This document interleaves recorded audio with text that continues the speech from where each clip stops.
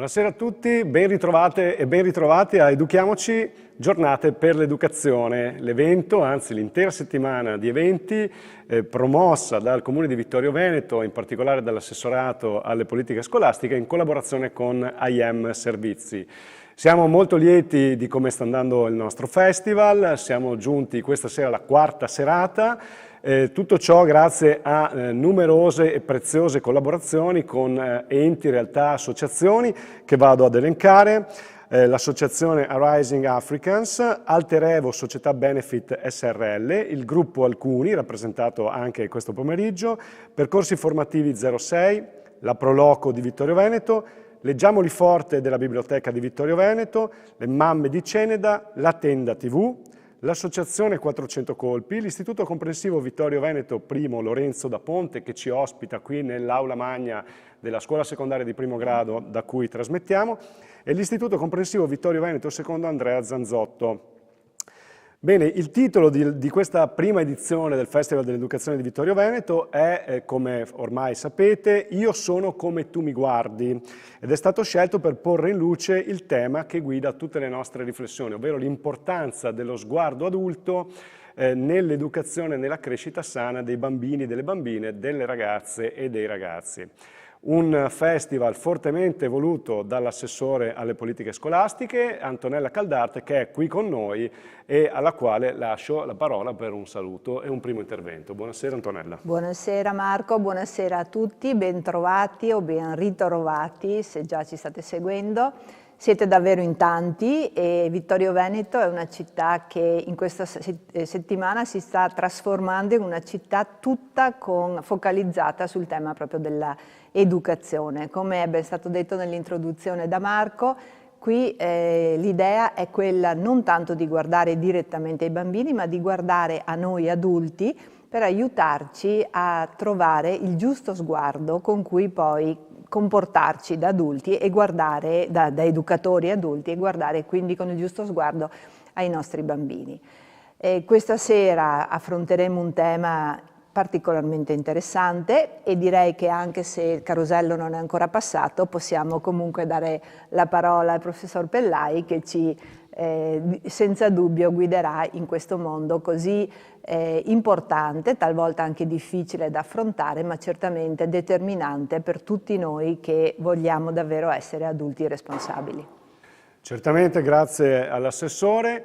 Certamente questa sera avremo un contributo di altissima qualità, come tutti quelli che lo hanno preceduto e quelli che lo seguiranno, e certamente questa sera parleremo delle cose che ci stanno a cuore, su cui ci stiamo concentrando molto in questo festival, che si chiama appunto Educhiamoci, noi adulti per primi, per poi essere migliori educatori nei confronti delle nuove generazioni. Ne parliamo, come ha già anticipato l'assessore, con il professor Alberto Pellai, medico, psicoterapeuta dell'età evolutiva, professore dell'Università di Milano, conosciuto da tutti, quindi io mi fermo nella presentazione del dottor Pellai anche perché il curriculum è veramente vastissimo e tutti conoscono i suoi libri apprezzati nel mondo dell'educazione e non solo, molto accessibili per numerose fasce d'età e anche stimolanti per il rapporto con i nostri figli e i nostri bambini, perché alcuni dei suoi libri si possono proprio leggere e utilizzare insieme ai bambini. Lascio immediatamente la parola a lui per il nostro tema di questa sera, a cui abbiamo dato il seguente titolo: Emozioni, crescita, sessualità, i figli crescono e noi?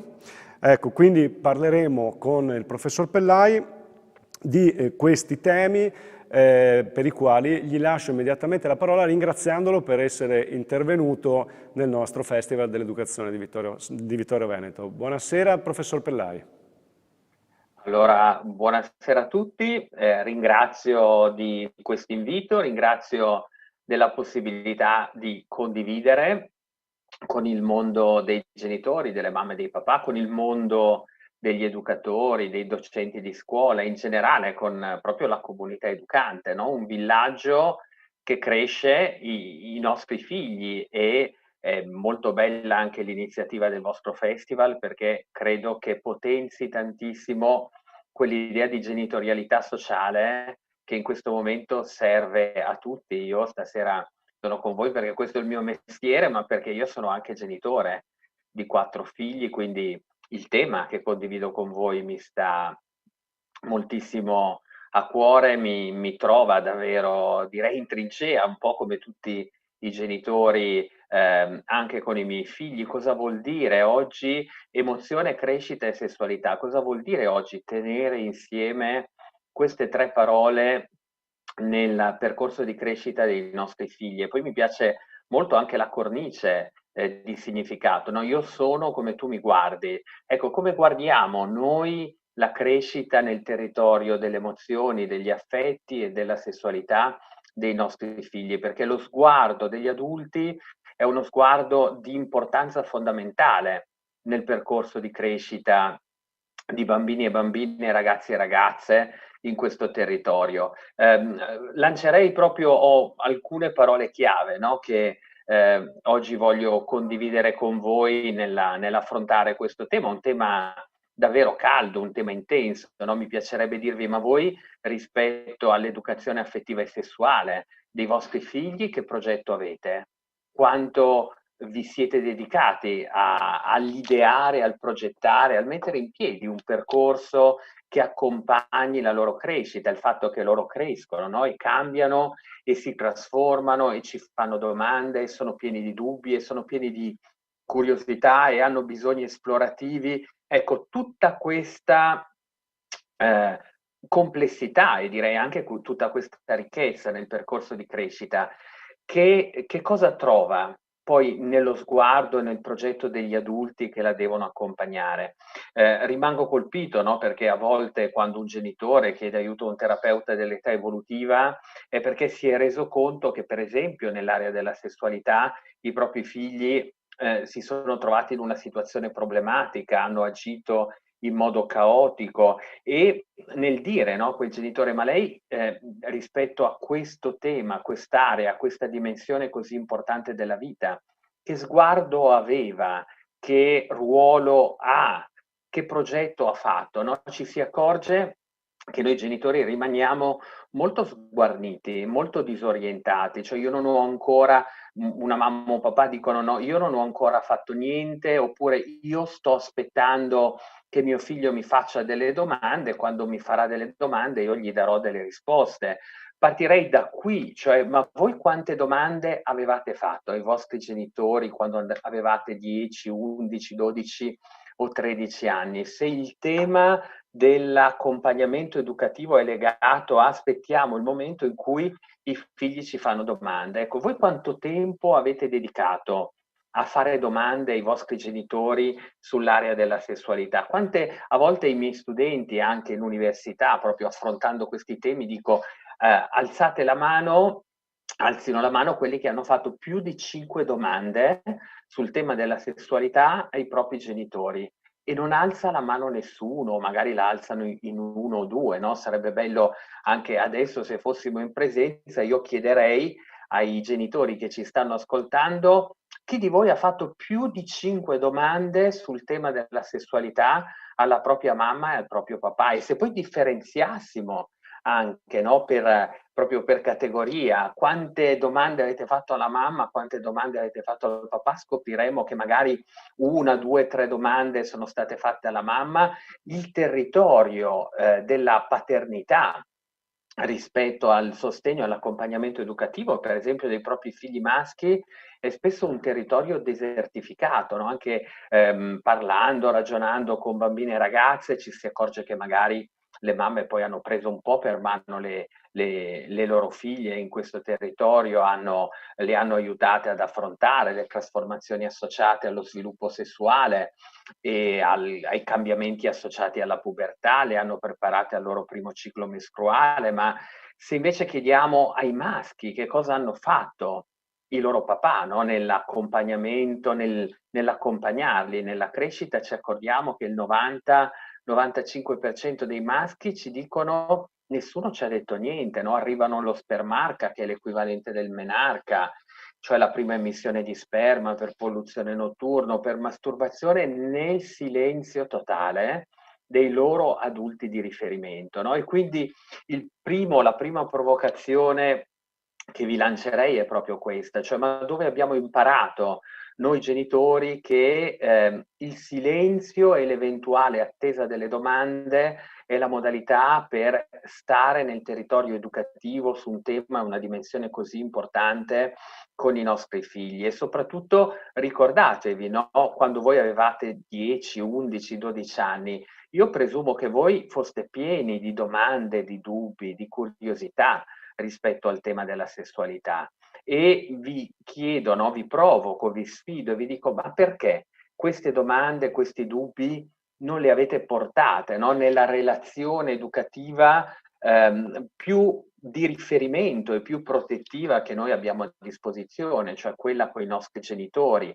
Allora vi dico io, la risposta probabilmente sta nel fatto che tutte le volte che la sessualità entra nella nostra storia familiare, nella nostra vita familiare, mentre noi siamo bambini, quello che un bambino vede nello sguardo del proprio adulto di riferimento, della propria mamma e del proprio papà, spesso è un'emozione che non accoglie, è un'emozione che non si apre al bisogno, alla necessità di mediare, di spiegare, di condividere con i bambini temi che hanno parole, significati che afferiscono all'ambito e alla dimensione della sessualità, no? Provate a ricordarvi cosa succedeva a casa vostra quando in televisione c'era una scena con un riferimento sessuale molto esplicito. Ecco, molti adulti dicono, io mi ricordo che la mia mamma o il mio papà cambiavano immediatamente canale, se il telecomando non era lì vicino facevano il salto in lungo, no? Il record di salto in lungo mondiale sul telecomando cambiavano in tutta fretta e magari, no, anche i commenti che accompagnavano questo genere di gesti, cioè pensa a te cosa fanno vedere, oppure guarda che schifo che fanno vedere in TV, o ancora queste cose non vanno bene per te.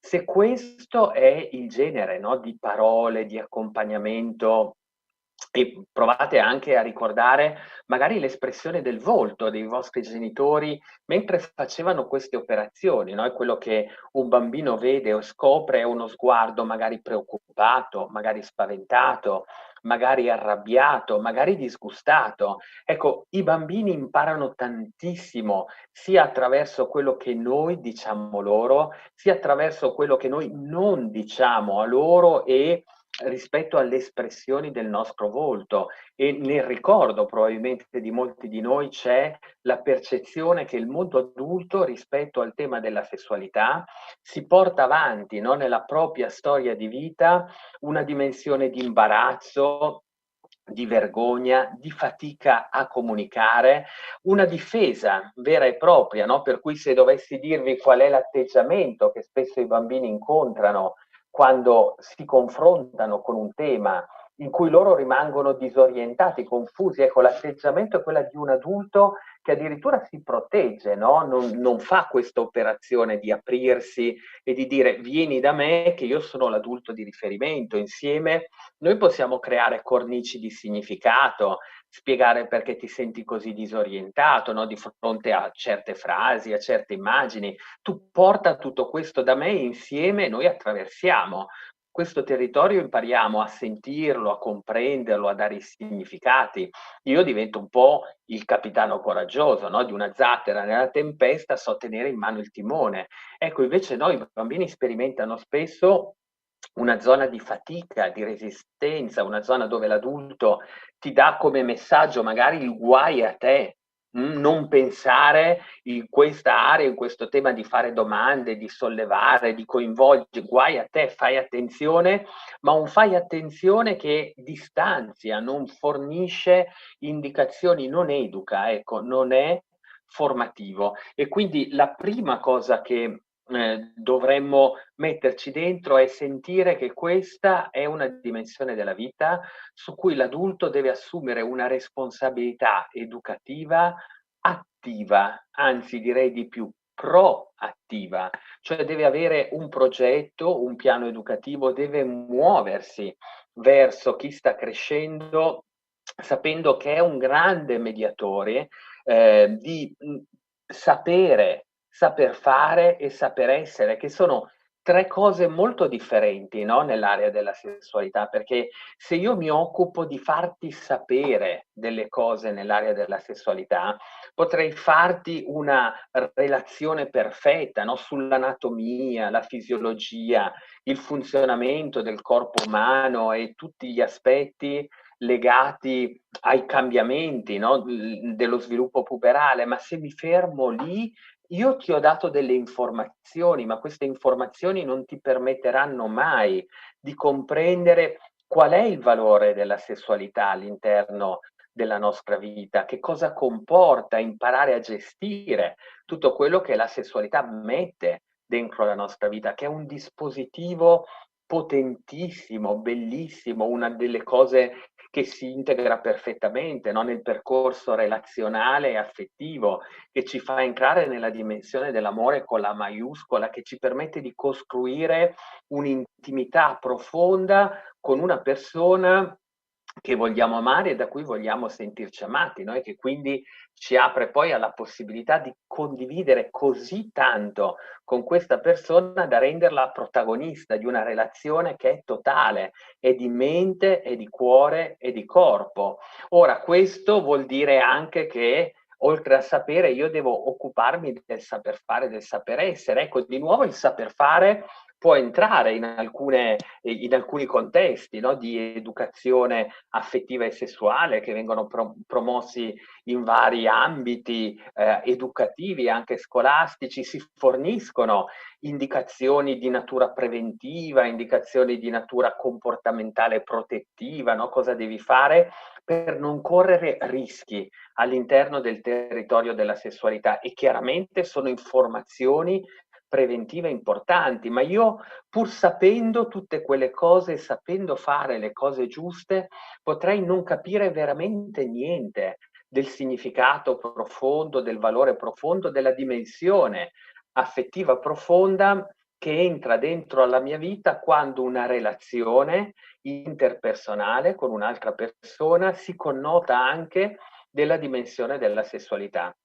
E qua dentro allora c'è tutto il tema del saper essere, cioè che cosa un bambino, una bambina, un ragazzo, una ragazza deve imparare rispetto a cosa significa mettere, no, in relazione una dimensione che è la nostra più intima e più privata, perché alcune parti del nostro corpo vengono protette, no? Per esempio, anche quando andiamo in un luogo come la spiaggia, ecco che c'è quella cosa che il costume da bagno che tutti utilizzano. Dobbiamo vergognarci di quello che c'è nascosto lì sotto, lo proteggiamo perché è pericoloso farlo vedere. E allora con i bambini, no? Per esempio, già noi possiamo condividere l'evidenza che, per esempio, dentro al circolo e al nucleo della famiglia, no? Se il papà esce dalla doccia e c'è lì il suo bambino, non è che ha fretta di non farsi vedere nudo, c'è una relazione talmente intima che i bambini della nuova generazione sono abituati, no? Per esempio a condividere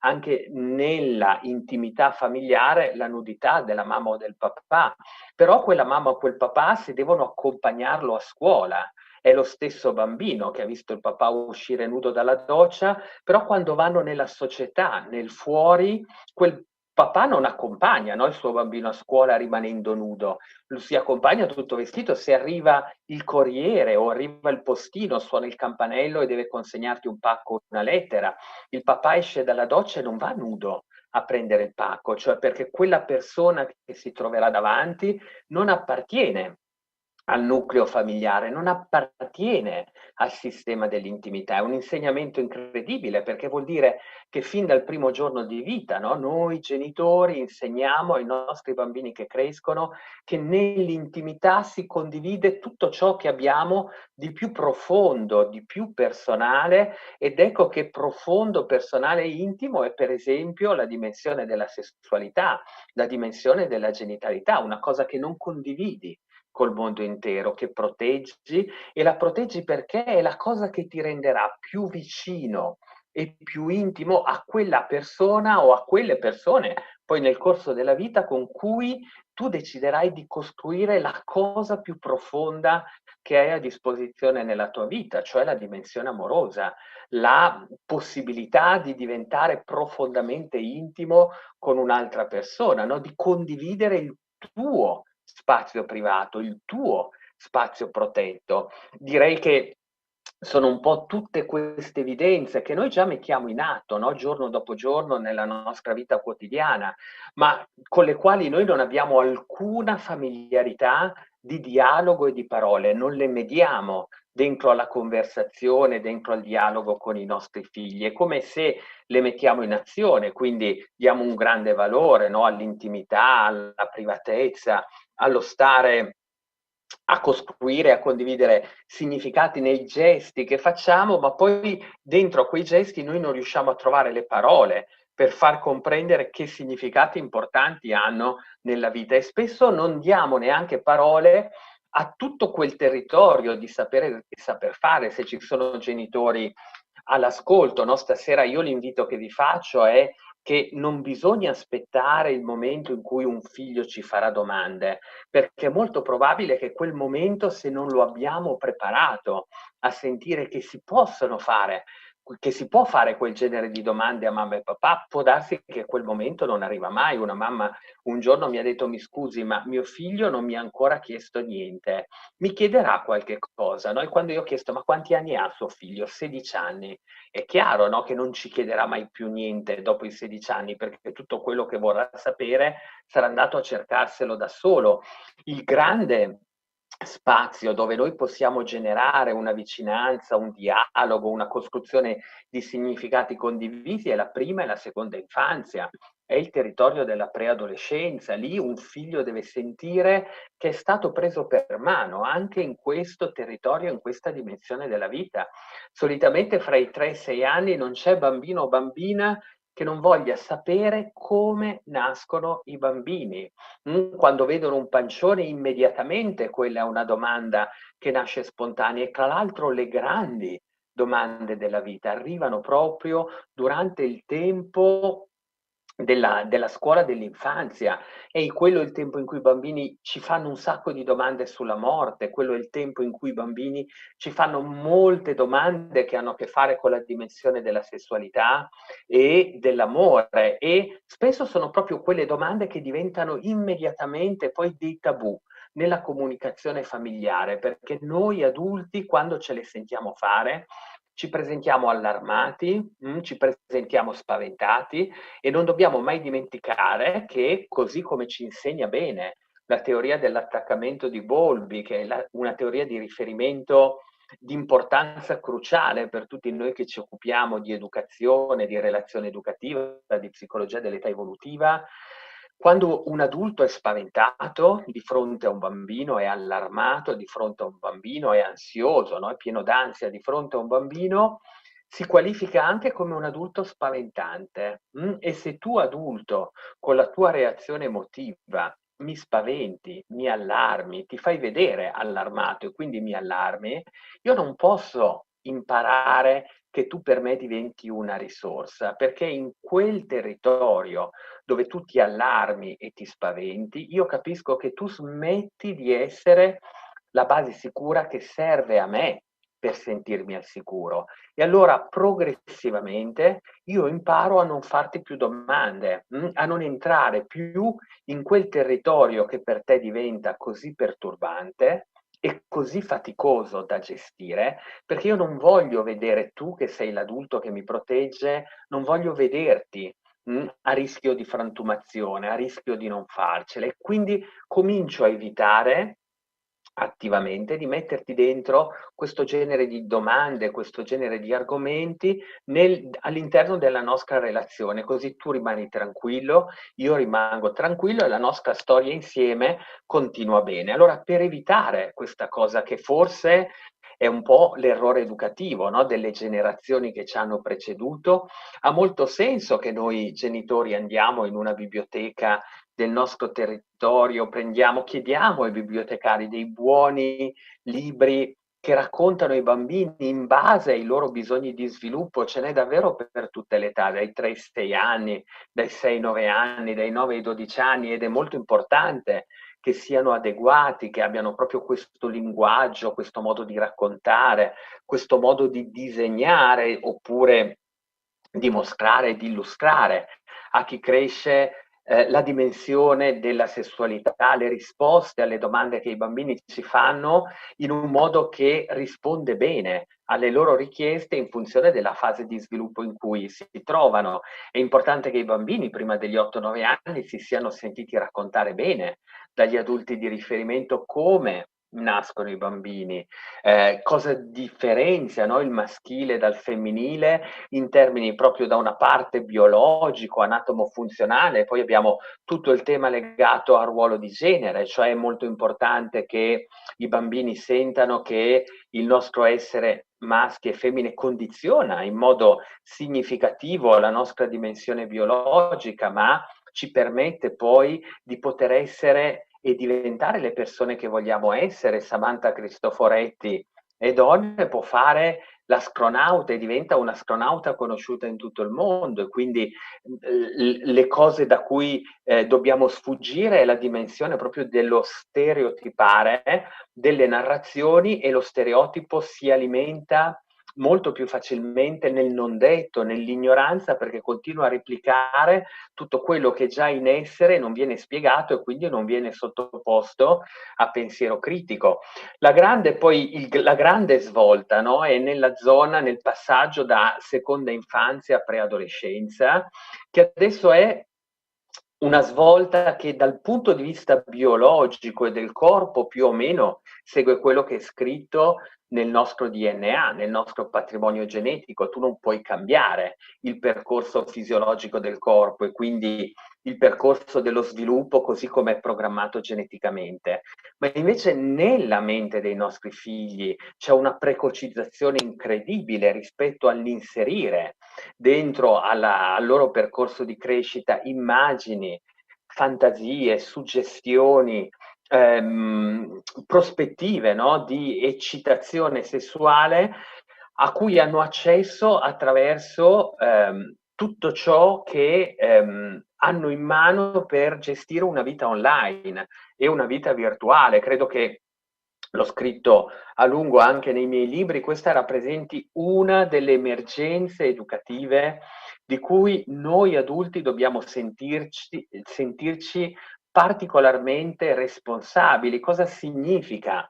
Che negli ultimi 10 o 15 anni noi abbiamo preso uno strumento come il tablet, in questo momento lo smartphone, 15 anni fa non c'era, e davamo un cellulare quasi sempre all'ingresso della scuola superiore. Adesso quel cellulare è diventato una smartphone, no? Vuol dire che siamo passati dal motorino ciao alla Ferrari, e mettiamo in mano una Ferrari a bambini di 8-9 anni. L'entry point per il momento in cui entra nella vita di un bambino o di una bambina lo smartphone, solitamente in corrispondenza di una festa come la prima comunione, che fanno tra gli 8 e i 10 anni.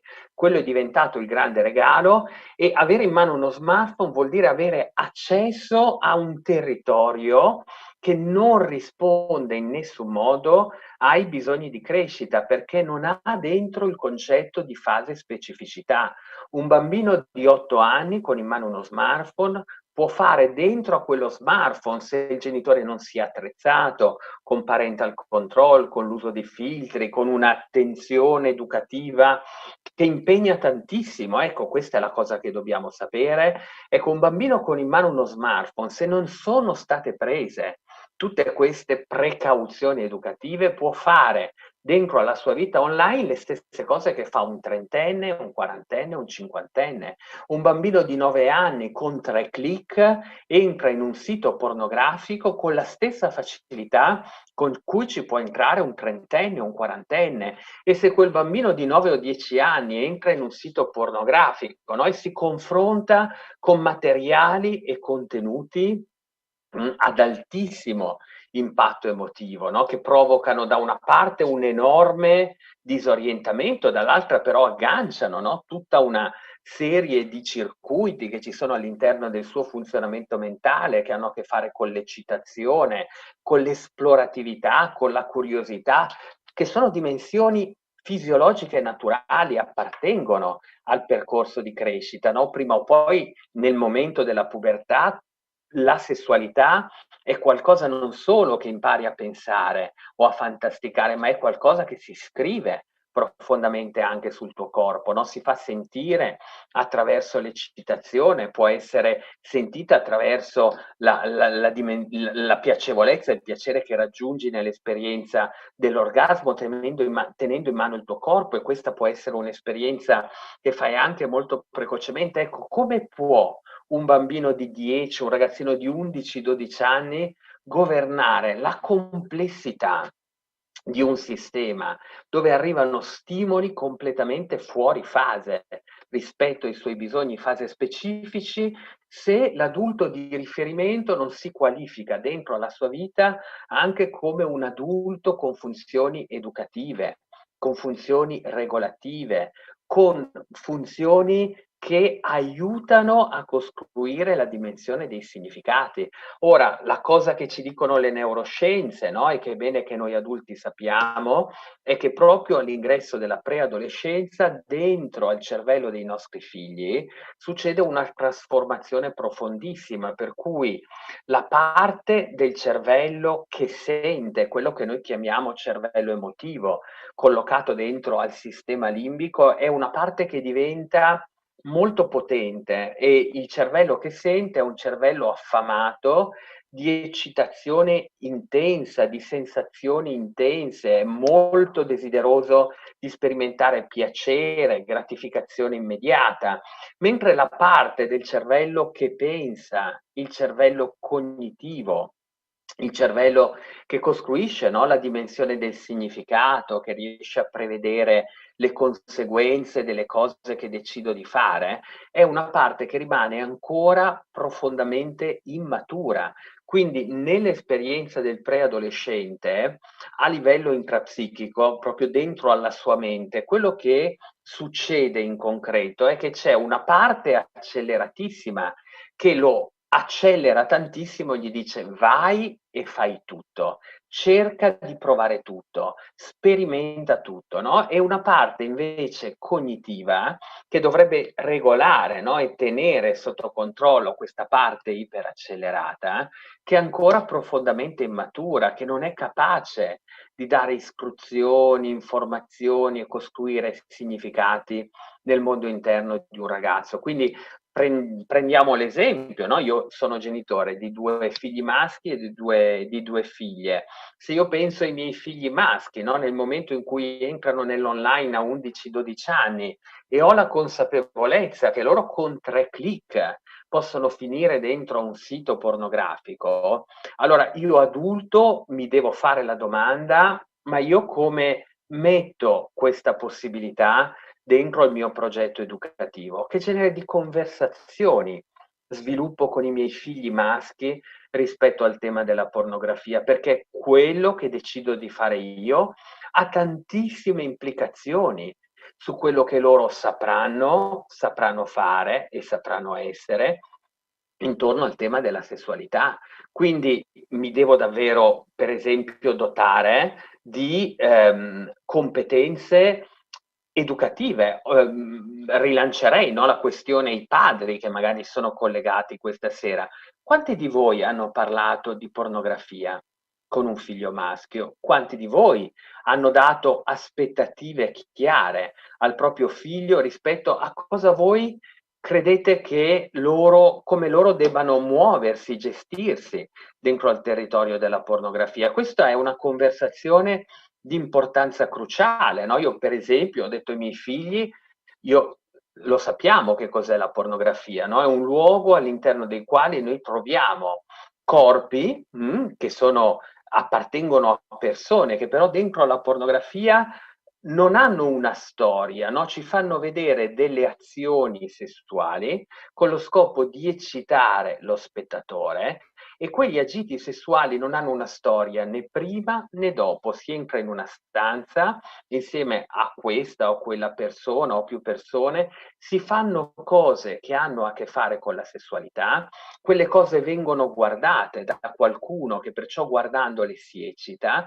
e sia chiaro che questa è una sessualità che entra potentemente nel nostro cervello emotivo, no? Che ricerca sensazioni intense ed eccitazione, ma è lontano anni luce dalla sessualità che, per esempio, io e la mia compagna di vita abbiamo messo al centro della nostra storia di uomini e donne, perché se nella pornografia tu guardi persone che fanno sesso, nella nostra esperienza di vita, nella nostra esperienza umana, io come padre mi sento di raccontarvi che voi siete nati da un uomo e da una donna, per esempio, che hanno deciso di fare l'amore, cioè di mettere la sessualità dentro un progetto di coppia amorosa, che poi ha avuto la fortuna di essere una coppia stabile, poteva anche non esserlo, ma vivere quella dimensione è servita non per procurarci semplicemente eccitazione e piacere, ma per condividere qualcosa di molto più profondo,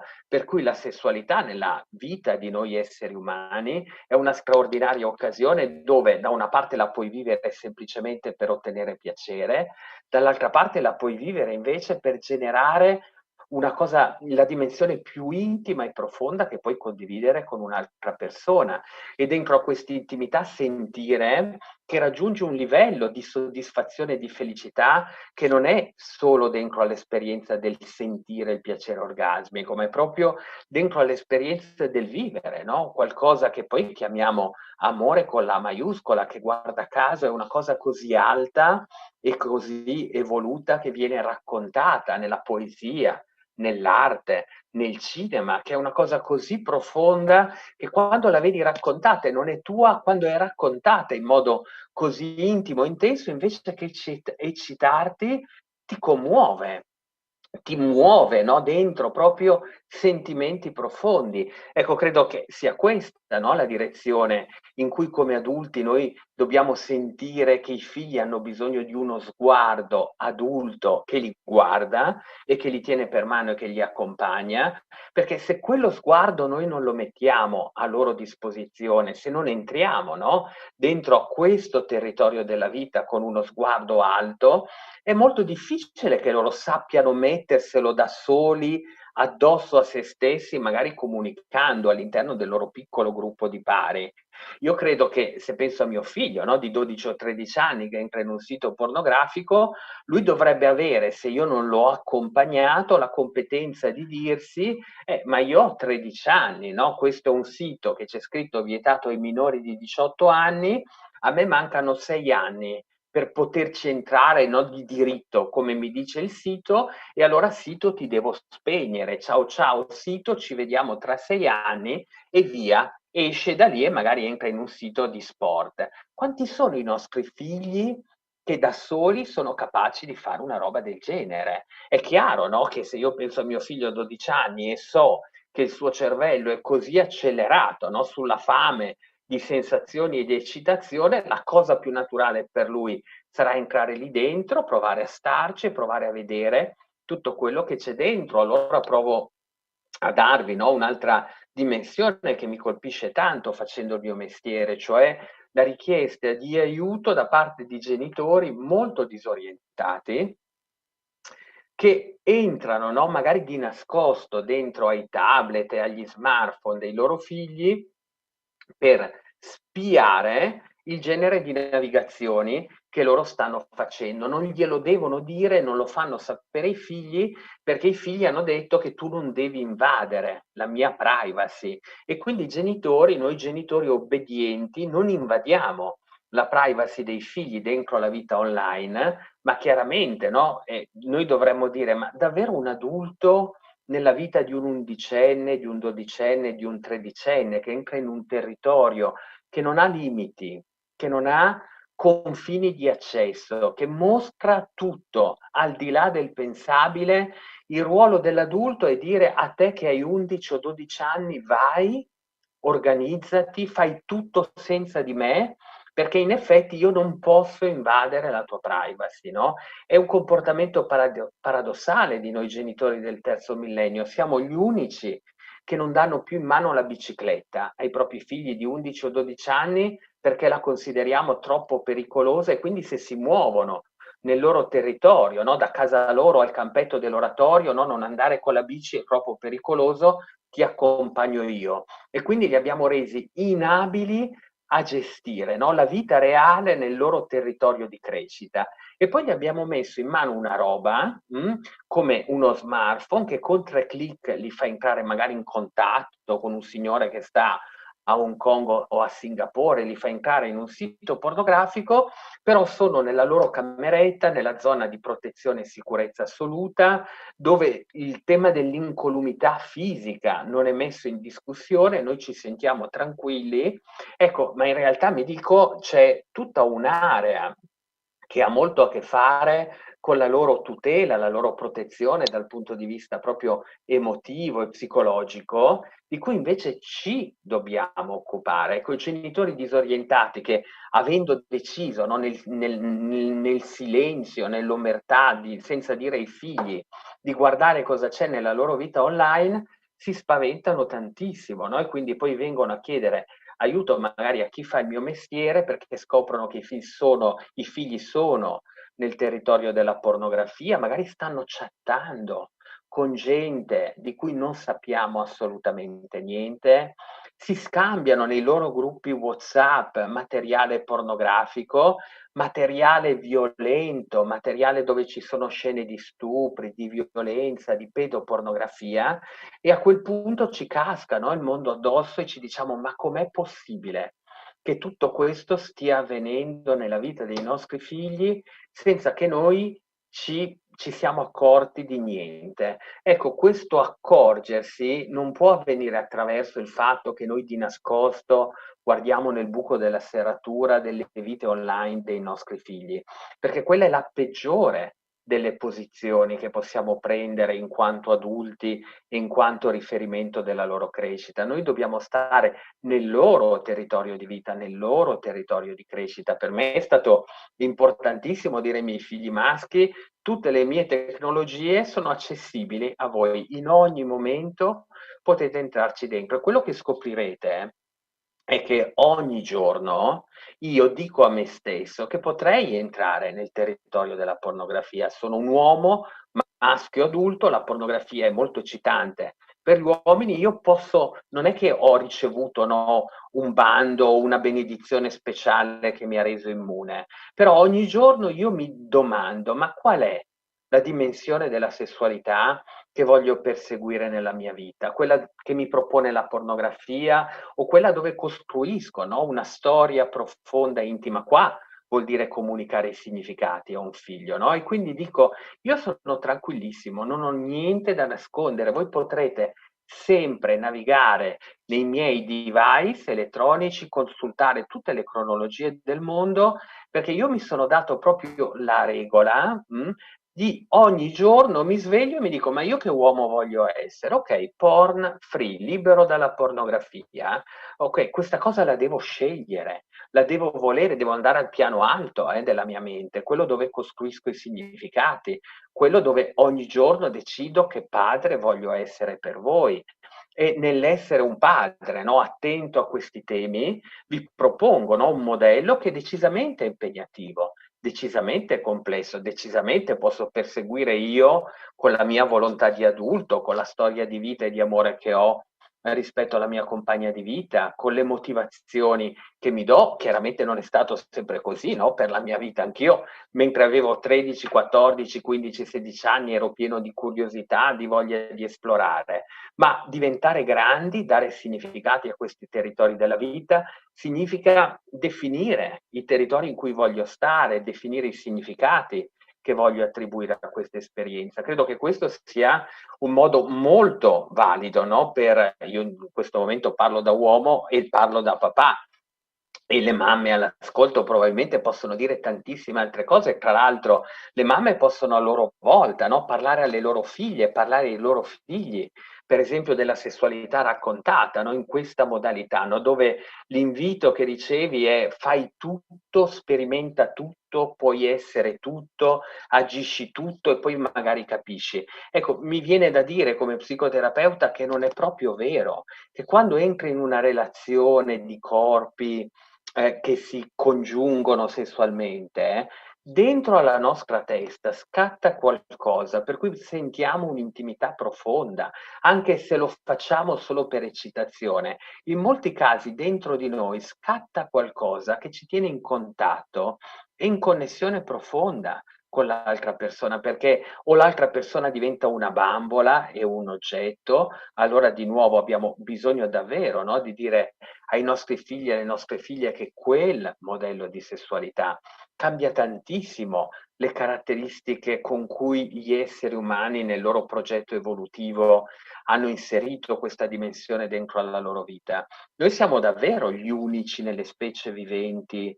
che non fanno sesso ma fanno l'amore, mentre la sessualità nelle specie animali viventi, anche le più evolute, è tutta comandata dalla biochimica della sessualità, una funzione potentemente riproduttiva e fondamentalmente è regolata, no? Da un ciclo biologico per cui si entra dentro a quel territorio quando scatta la fase fertile. Noi siamo gli unici che possono fare l'amore anche quando non siamo nella fase fertile, proprio come un linguaggio di comunicazione con l'altro che costruisce l'intimità profonda. Questo l'evoluzione ce lo mette a disposizione perché noi siamo anche gli unici nelle specie viventi che quando usano la sessualità a fine procreativo non vedono l'uomo fecondatore, inseminatore che poi si allontana. La nostra gatta quando è in calore viene inseminata dal gatto che poi va per la sua strada, non sta lì con lei a veder nascere i gattini. Noi esseri umani, dopo che abbiamo ingravidato, no? Reso fertile la nostra compagna di vita, quasi sempre restiamo al suo fianco, no? L'evoluzione dice che crescere un cucciolo d'uomo è un lavoro incredibile, richiede 20 anni di vita la maturazione. Richiede 20 anni di vita perché per far maturare tutte le competenze cognitive, che sono quelle che costruiscono i significati per la vita, il nostro cervello ha bisogno di 20 anni ed è un lavoro lungo, impegnativo, che allora chiede alla donna che partorisce di avere a fianco un'altra persona ed ecco allora che l'uomo che rende possibile la riproduzione diventa padre, non è solo un inseminatore, no? E diventa padre per rimanere padre stabile dentro a quel nucleo familiare, deve innamorarsi, rimanere costantemente ingaggiato dentro a una storia intima che lo lega con un legame che Bowlby, guarda caso, chiama un legame di attaccamento, no? Quando io mi attacco a te, io e te sentiamo il bisogno di accudirci, ecco che poi tornare a casa alla sera dove c'è la persona a cui vuoi bene, da cui sei voluto bene, diventa una cosa bella, non diventa una fatica. Ecco, credo che siano tutti aspetti, vedo che il tempo è praticamente finito, però sono tutti quegli elementi che volevo condividere con voi per dirvi che in questo momento la sfida educativa per noi adulti, per noi genitori, per noi educatori è sentire che la sessualità è un territorio molto fertile dal punto di vista educativo, fertile perché ha bisogno di essere seminato e se viene seminato bene ci permette di raccogliere poi, di permettere ai nostri figli di raccogliere dei frutti meravigliosi, di mettere questa che è una delle cose più belle in assoluto che abbiamo nella vita all'interno della propria storia di vita.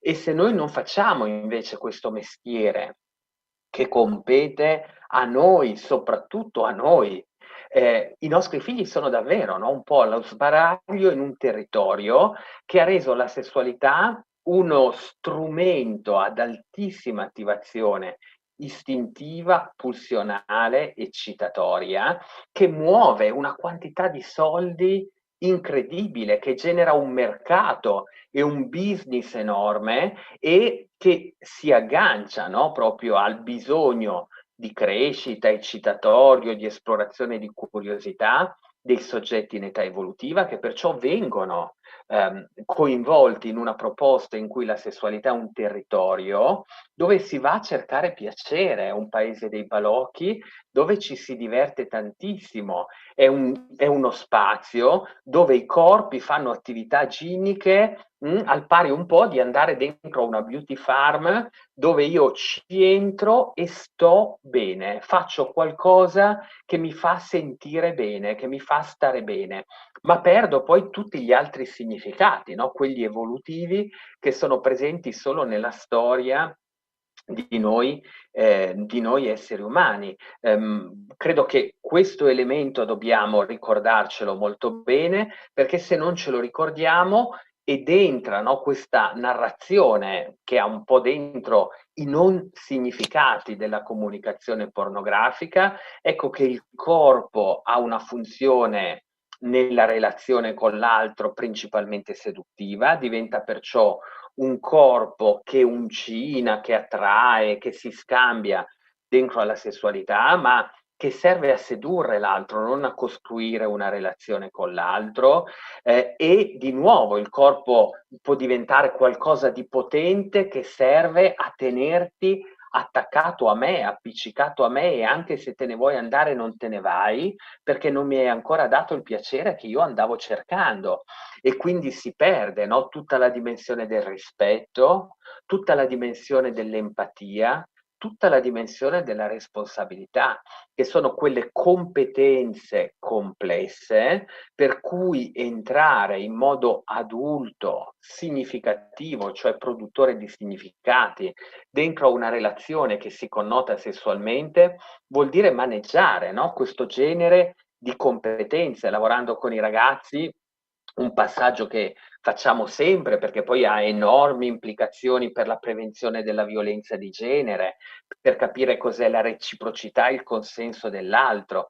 Non può esserci una sessualità condivisa se non c'è rispetto, responsabilità ed empatia. E quindi concludo, no, lasciandovi questo paradosso: se queste sono le tre aree che noi dobbiamo mettere dentro al percorso di crescita, ai bisogni educativi dei nostri figli, provate a dirmi, no, cosa posso dire io a quel genitore che mi chiede aiuto perché ha scoperto che nella chat dei maschi di classe del proprio figlio che ha 11 anni si sono fatti girare un video pornografico che ha una scena di violenza sessuale, no? E guardano quella roba lì, probabilmente non capiscono niente, rimangono disorientati, confusi, eccitati, magari disgustati, tutto insieme, e devono imparare loro da soli dentro a quel modo di comunicare che in quella cosa che vedono mancano tutti e tre i prerequisiti che rendono la sessualità un dispositivo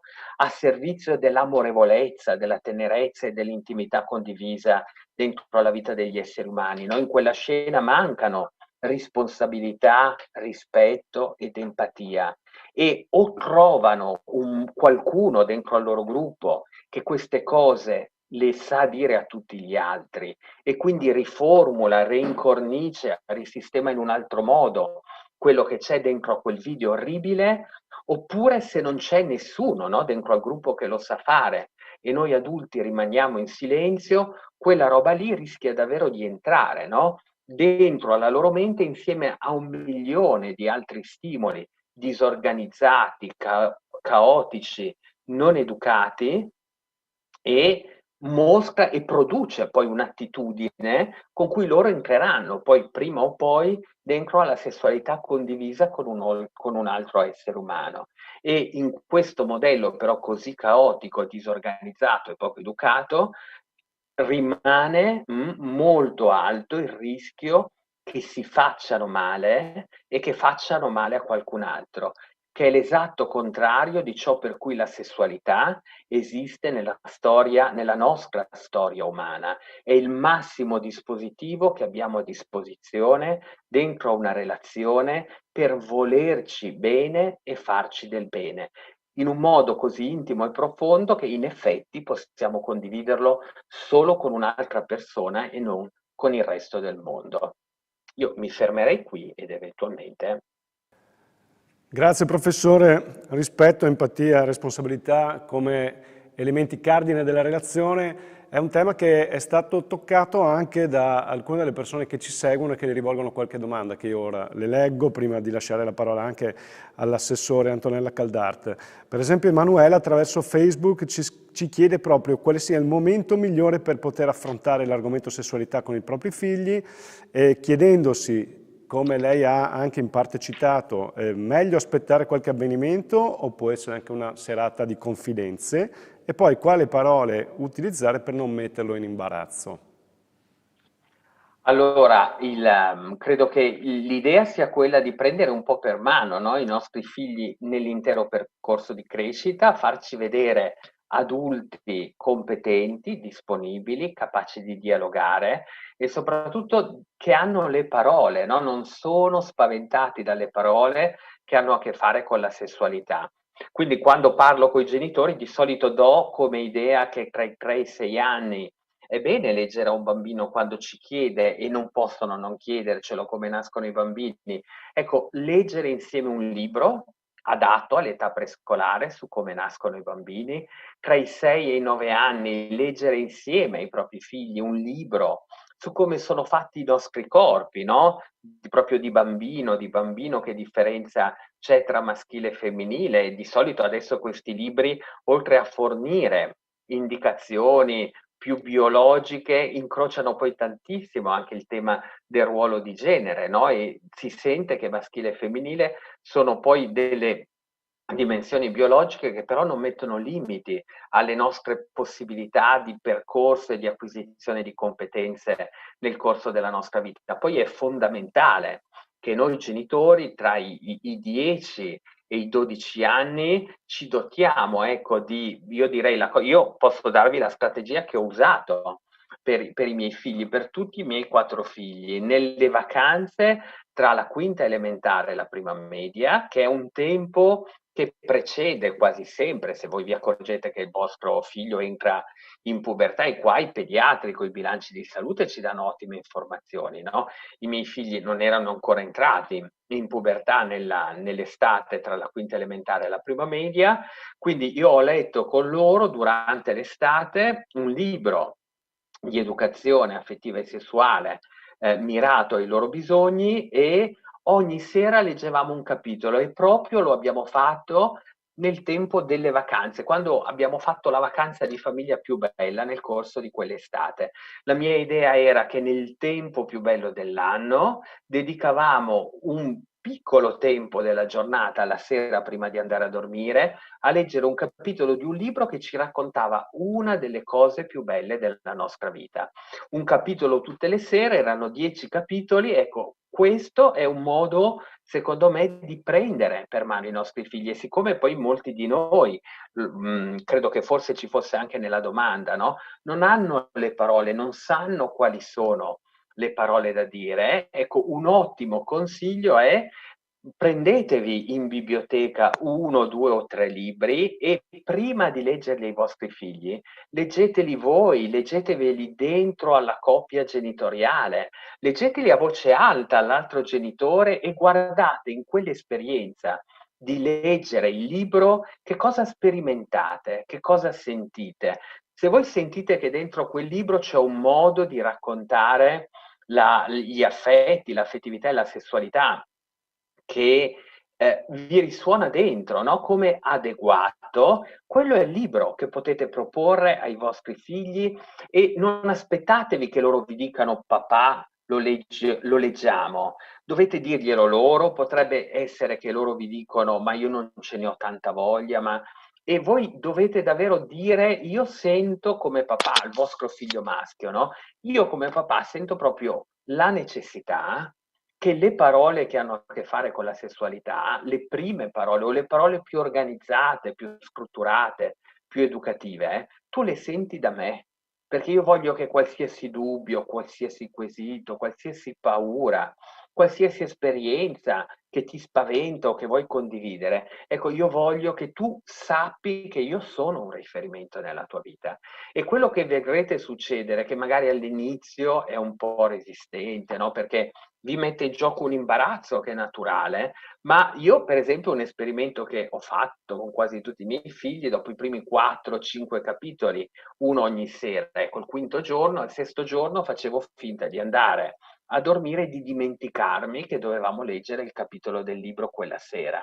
Ecco, non c'è stato figlio che non mi ha richiamato all'ordine, mi ha detto ma papà, stasera non leggiamo il nostro libro, e questa modalità mi dice che in realtà se lo aspettavano proprio quel momento, no? Avevano imparato proprio a sentire dentro di loro che quello era un passaggio che ci serviva tanto, e alla fine della lettura, no? Di un libro di questo tipo, nel dialogare con loro, no? Per esempio ho detto ma è meglio che questa cosa la facevi a scuola oppure la facevi con me. Ecco, mio primo figlio Jacopo mi ha dato una risposta per me indimenticabile, perché lui mi ha detto no, no, molto meglio con te, papà, perché io di te non ho vergogna. E io ho riflettuto proprio quando lui mi ha detto questa frase. Io sono figlio di un papà che era medico e pediatra, quindi le sapeva tutte queste robe qua. E io non sono riuscito a fare neanche una domanda a mio papà su questa dimensione. Perché? Perché avevo vergogna, non perché mio papà non fosse capace di darmi le risposte, no? Quindi quando ho sentito mio figlio che mi diceva molto meglio con te papà, perché io di te non ho vergogna, ecco, è come se mi si fosse chiuso il cerchio e mi è venuto da pensare, no, che forse era meglio che il mio papà fosse lui, no, a propormi: "Ti accompagno io, ti prendo per mano, te la racconto io, leggiamo insieme un libro", perché io avrei sentito un po' di imbarazzo, un po' di vergogna, ma lui mi avrebbe facilitato a buttarla giù, non mi avrebbe detto: "Ma ci penso un po' io, stammi vicino che io ti so tenere per mano", e lì dentro probabilmente avremmo cominciato, no, un dialogo e un affidamento reciproco che magari più avanti mi sarebbe stato utile in altri momenti, per altre richieste, con altri dubbi.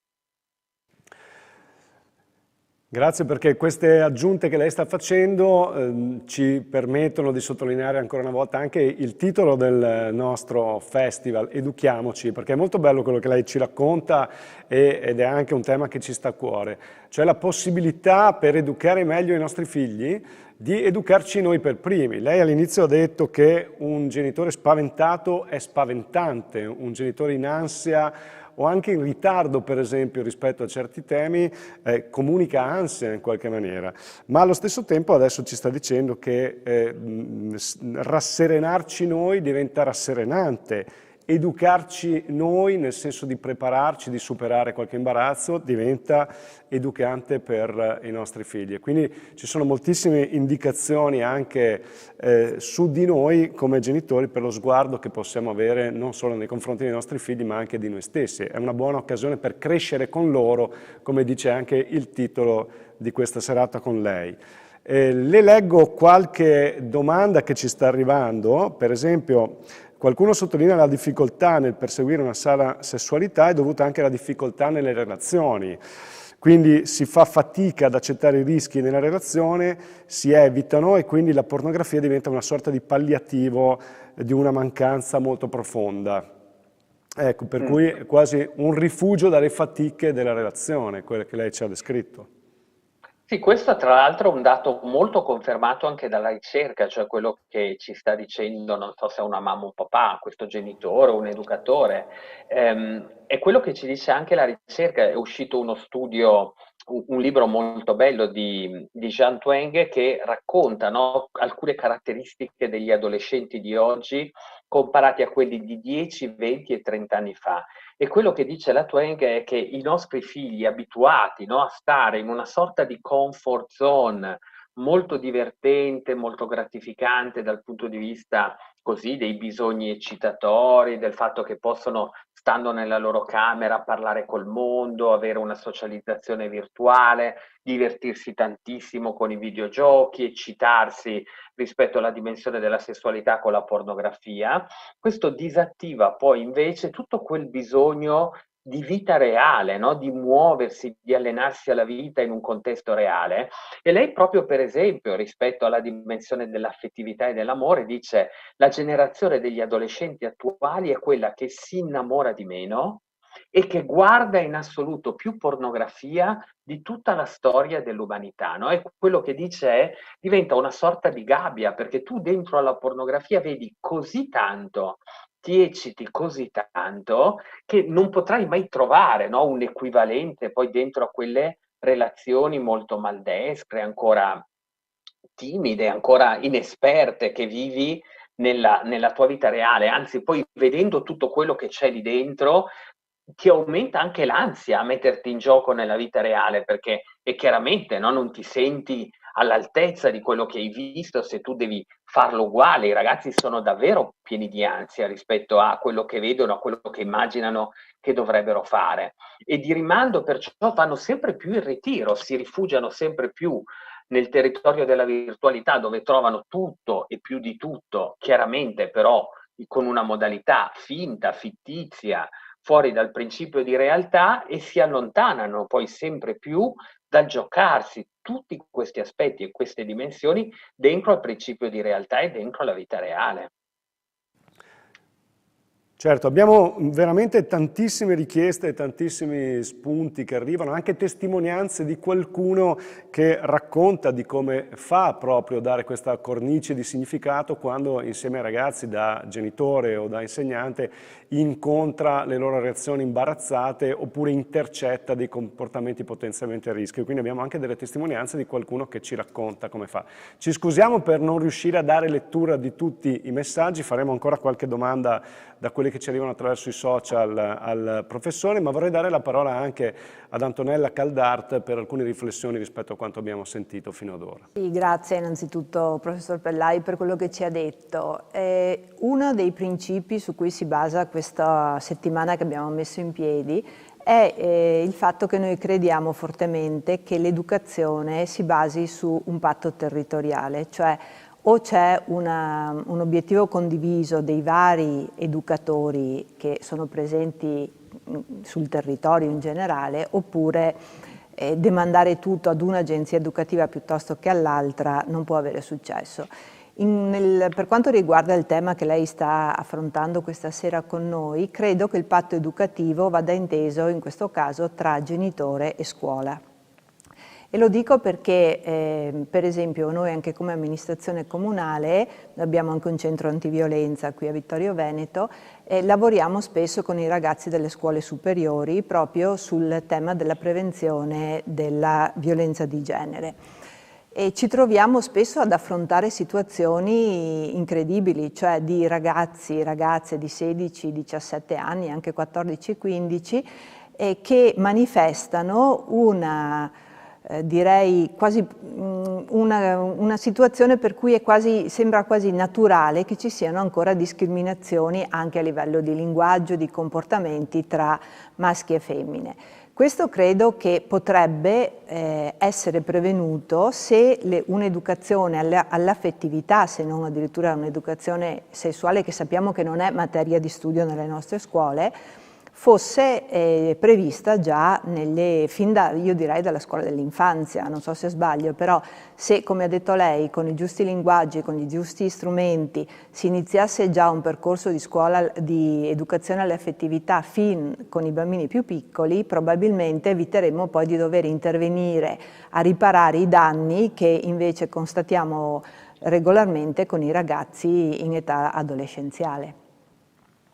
Sì, io condivido completamente questa osservazione, intanto proprio questo è un tema in cui la dimensione dell'alleanza educativa è di importanza fondamentale e quello che invece in concreto spesso si sperimenta nelle diverse realtà in cui si prova a mettere in gioco l'alleanza educativa è che a volte la scuola, no, fa una proposta di educazione emotiva, affettiva e sessuale, magari alla scuola primaria ci sono dei progetti anche per la scuola dell'infanzia e la famiglia interviene per bloccare tutto perché è molto spaventata che il ruolo educativo della scuola sia un ruolo che disturba, perturba, o fa male o diseduca, no? Addirittura, come se improvvisamente una scuola competente su tutti i fronti dell'educazione, quando poi tratta questo tema, invece diventa la scuola incompetente per eccellenza. Qua in realtà si riattiva tantissimo poi quell'immagine di un adulto spaventato che diventa spaventante perché i bambini e le bambine vedono poi gli adulti che litigano su questi temi, no? La scuola che vuole promuovere un progetto, la crociata degli adulti che arriva per bloccarlo, viene fuori un caos tremendo che solitamente esita nel fatto che non si fa niente e per giunta che chi cresce vede gli adulti che litigano fra di loro continuamente come se questo fosse un tema che non è risolvibile dentro la comunità educante. Un altro aspetto fondamentale è che è proprio vero, cioè questo è un tema che va preso, cioè se noi vogliamo che i bambini trovino il mondo adulto come un riferimento educativo per questo tema, noi li dobbiamo prendere per mano da quando sono piccoli, anche perché noi nasciamo esseri sessuati, dotati di una sessualità dal primo giorno della nostra vita. E questo significa che dobbiamo parlare, anche perché i bambini lo portano questo tema già a partire dalla scuola dell'infanzia. È un tema su cui si fanno i loro discorsi, si fanno le domande fra di loro, le fanno anche agli adulti. E quindi quando ce le fanno, se si sentono dire sei troppo piccolo, non farmi più questa domanda, loro immediatamente imparano, no? Che il modello dell'adulto è quello dell'adulto che si difende e in realtà che sta dicendo non avvicinarti a me con questi temi perché io non ho voglia di darti risposta. Lo dice a me, io con Ericsson, la casa editrice che è proprio specialista per il mondo della scuola, ho sviluppato una serie complessa, ecco, di materiali che partono proprio dalla scuola dell'infanzia, che sono finalizzati a parlare, condividere con i bambini un progetto educativo di questo tipo e posso dire, ecco, che sono materiali che circolano da molti anni, non mi è capitato ad oggi una sola volta che gli adulti che li hanno usati per davvero questi materiali mi abbiano scritto dicendo lei ci ha fatto combinare un pasticcio, lei ci ha rovinato e usando questo genere di materiali noi abbiamo fatto dei danni. Mi è capitato più volte invece di trovarmi magari in discorsi, in dibattiti, dove qualcuno alzava la mano e diceva lei che scrive libri di educazione sessuale per i bambini della scuola dell'infanzia, no? Ma lei si rende conto di che pericolo? E quindi una volta, per esempio, ho detto, guardi, facciamo così, prendiamo un libro e lo leggiamo qua, di fronte a tutti. Quando lei trova qualcosa di pericoloso, lei mi ferma, perché siccome non li aveva letti e non sapeva dirmi esattamente, io ho chiesto, ma qual è il passaggio pericoloso? E siccome non me lo sapeva citare, ho detto, guardi, lo leggiamo, tanto erano libri per bimbi piccoli, quindi in 5 minuti riuscivamo a leggere tutto il libro. Ho detto, lei mi ferma, quando arriva il passaggio pericoloso, quello che fa danni, lei mi ferma, siamo arrivati alla fine del libro e non mi aveva mai fermato, no? Io ho detto, e allora? Ah no, forse mi sono sbagliato. Ecco, allora direi che questo è un classico esempio dove in funzione c'è il pregiudizio, cioè un giudizio che viene prima. E credo che in questo momento, quando noi rompiamo, no, un po' il progetto dell'alleanza educativa in funzione di un pregiudizio, forse la cosa che ci serve di più, invece di dire che no, questa cosa non si fa, andare molto più nella direzione di qual è la cosa che si deve fare e che va bene e che fa bene. Perché bloccare a priori qualsiasi cosa perché non si fa, senza avere invece a disposizione il modello di che cosa è bene fare.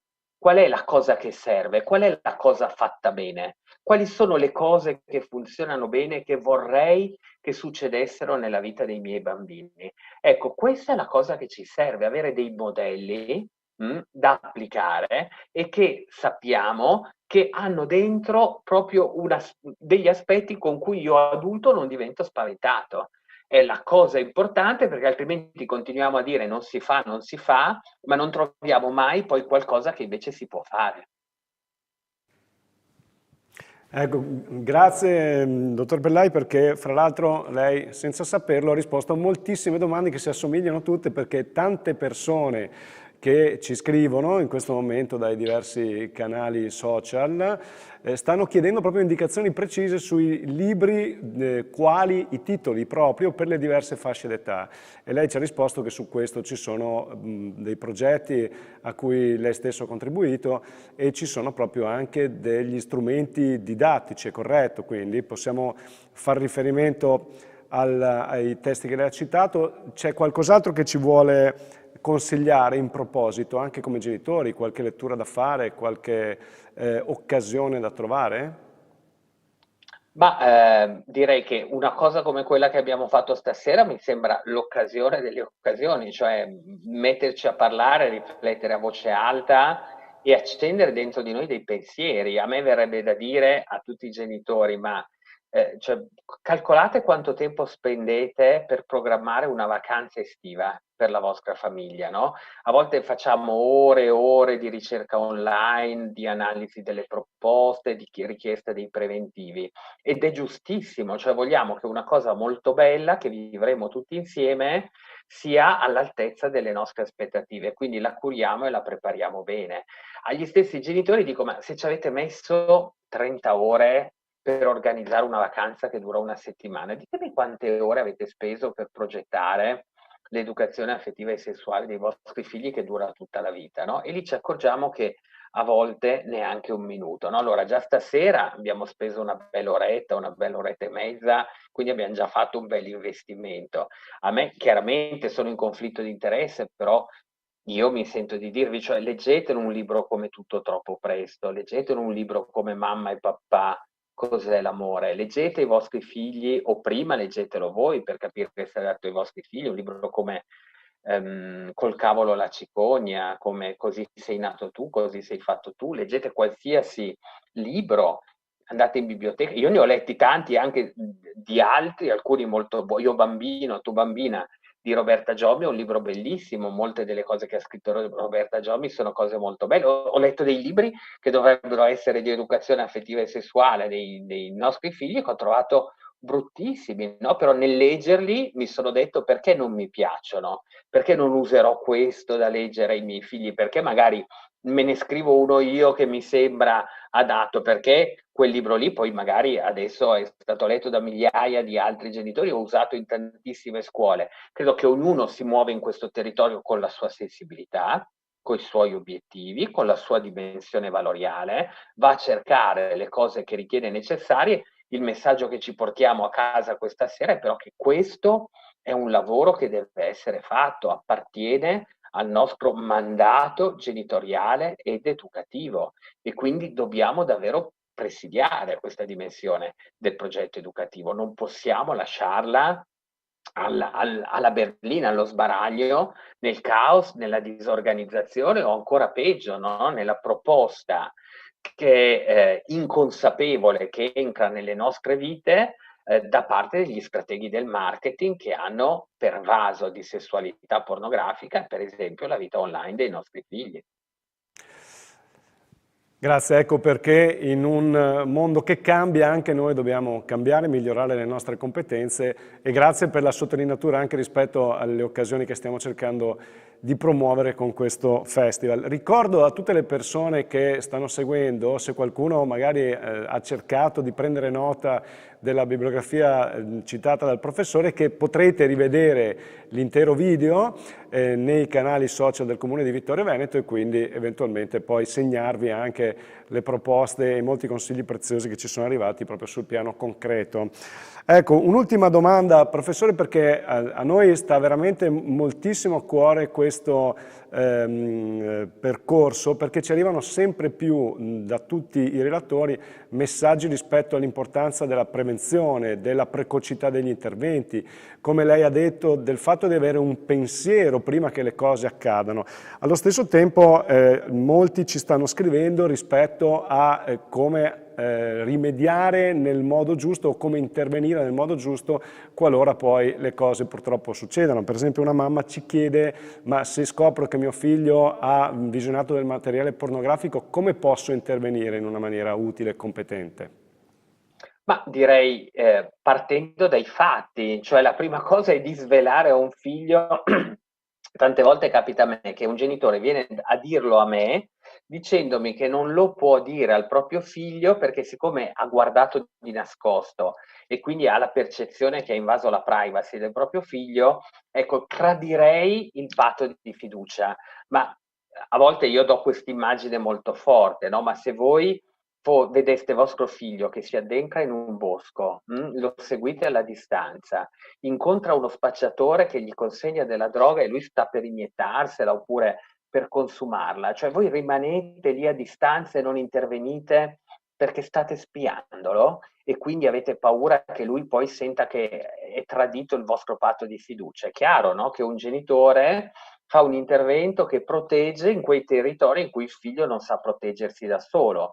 Allora vi direi che il primo aspetto è proprio che il tema va affrontato partendo dai fatti, cioè io so quello che sta succedendo, no? E di questa cosa io mi occupo e mi preoccupo per te e con te, perché su questa cosa noi dobbiamo mettere una cornice educativa.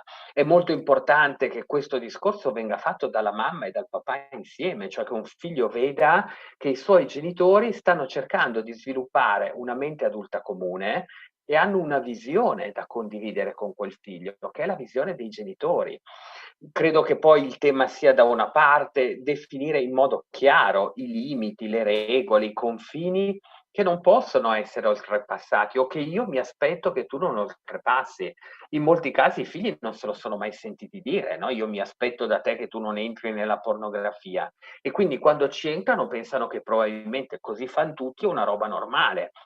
Dire a un figlio, no? Io mi aspetto che tu non lo faccia, vuol già dire che quando lui ci entra sa che è in un territorio su cui la mamma e il papà non sono d'accordo e per esempio i preadolescenti già in automatico diventano un po' più, si guardano in giro, no? Guardano se sta arrivando la mamma o il papà, sentono un po' più il fatto di dover mettere, di doverci stare attenti, no? E quindi vuol dire che cominciano a inserire questo comportamento nella dimensione della trasgressione e non nella dimensione della normalità, no? O diritto a farlo. Cioè una mamma apre la porta, mi dice, vede il figlio che appena lei entra le dice vai via, non rompermi le scatole ed esce, il figlio era in un sito pornografico.